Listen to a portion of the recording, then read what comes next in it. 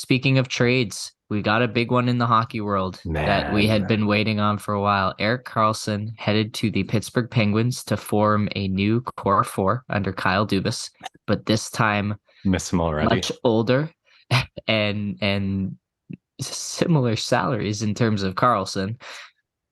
Other significant pieces include Mike Hoffman headed to the Sharks along with Jan Ruda and a first round pick of the Penguins, and Jeff Petrie and Casey DeSmith among the assets headed to the Montreal Canadiens. DeSmith's a nice little pickup in that deal for Montreal to help facilitate this trade between the three teams.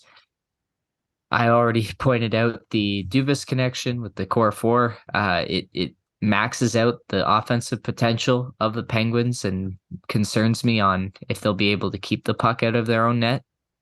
Now with committing to Tristan Jarry as the number one guy for the foreseeable future. And just really interesting to see how this is going to work out with Karlsson returning to the Eastern Conference.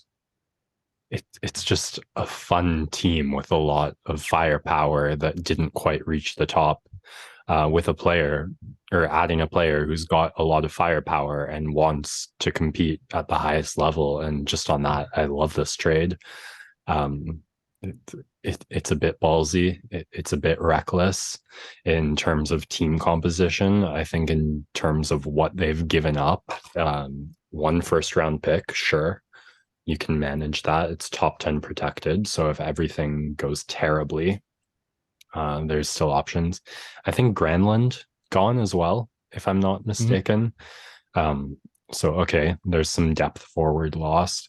Mike Hoffman has felt like a lottery swing. Every team that signed him really since he left the Ottawa Senators, he's never been able to quite get back to that production. So you lose the upshot there, but in terms of actual real value you can mark down, I don't think you're giving up too much. You trade out Petrie for Karlsson. That's just an upgrade. Would have preferred to keep him, but you're not giving up a depth at that position at least.